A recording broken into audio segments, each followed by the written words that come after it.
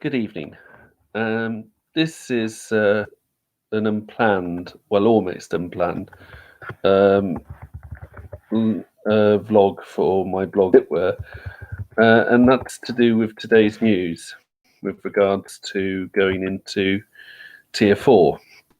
Now, I live in the east of England, so I'm one of those who've had found that their Christmas rules have tightened. Now, my wife and I were sensible enough to plan to go to have two plans. Sorry, and one was to spend Christmas with her parents, and the other was to spend Christmas here. So we were kind of half expecting it. As it is. Today has brought some clarity. So yes, Rachel and I will be spending Christmas here in North Hertfordshire. However, it does really hit home how badly things have been botched up.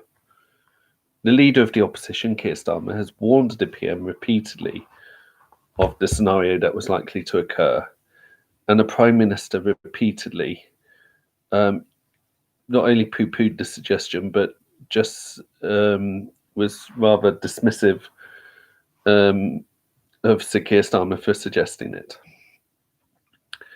We now have a situation where many families are going to find themselves stuck over Christmas.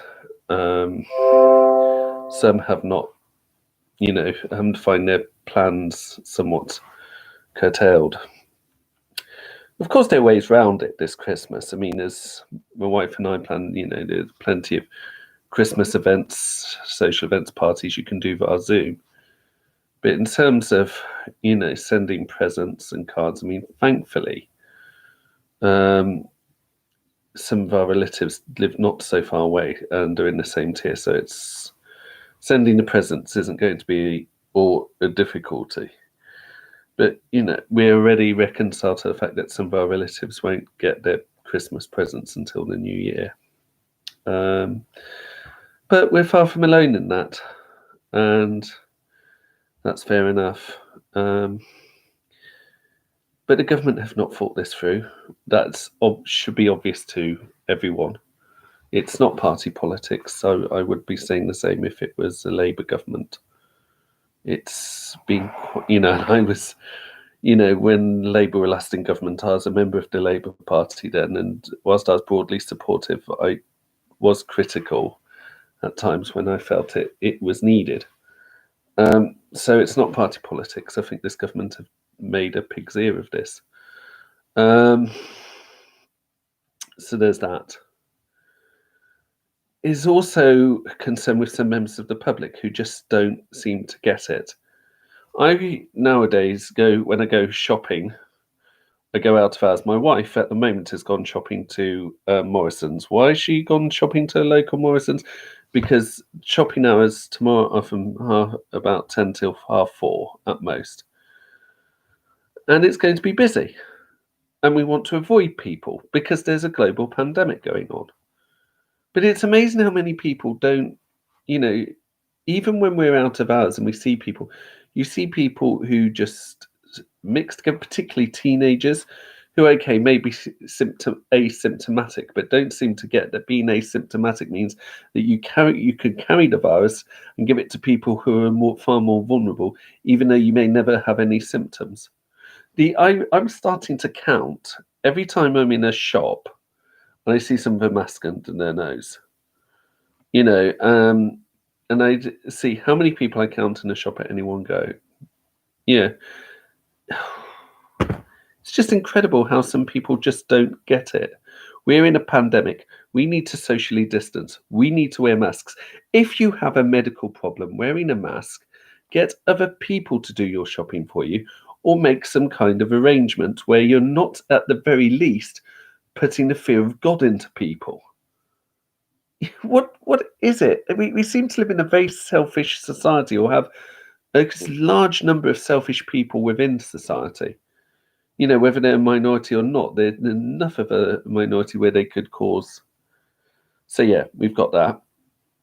and people are not socially distancing, not wearing masks. They're not taking the due precautions that are needed.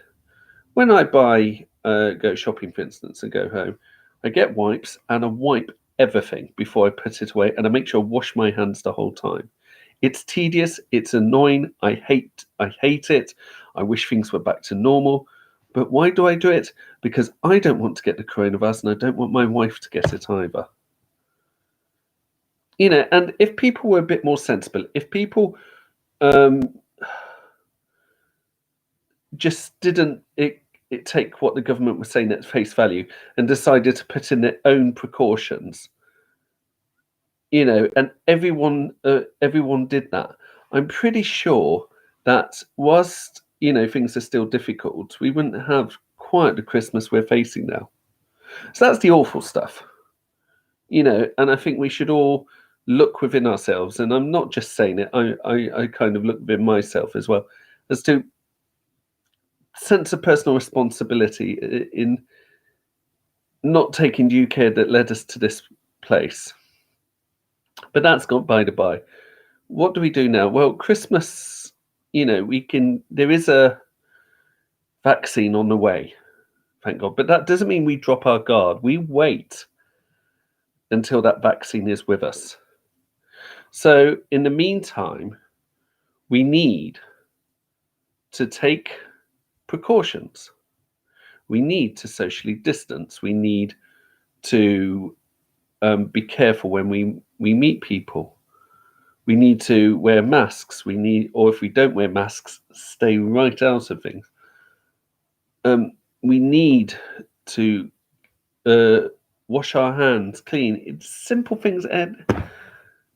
And as long as people ignore what's going on, the longer this will take until there's a widespread vaccine, and the more people will fall seriously in hospital, the more pressure on our NHS staff, and the more people will die. Which part of that needs spelling out to some of you? So from now on, we do need to really, really take care. It is going to be a difficult Christmas for many of us. But there's telephones, we can Zoom, you arrange a Zoom Christmas party if need be. We needn't be alone, is what I'm saying. And we can get around that. So that's the difficulties, and we need to move forward.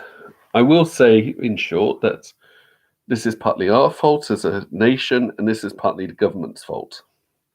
And God help us when Brexit comes. But we can get through this if we start to be sensible and to take stock and to count our blessings.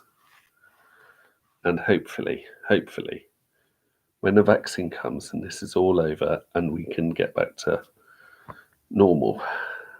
But in the meantime, we need to show a bit of responsibility to ourselves and to each other. Thank you very much. And I trust you all have a blessed and a happy and a Merry Christmas. Thank you.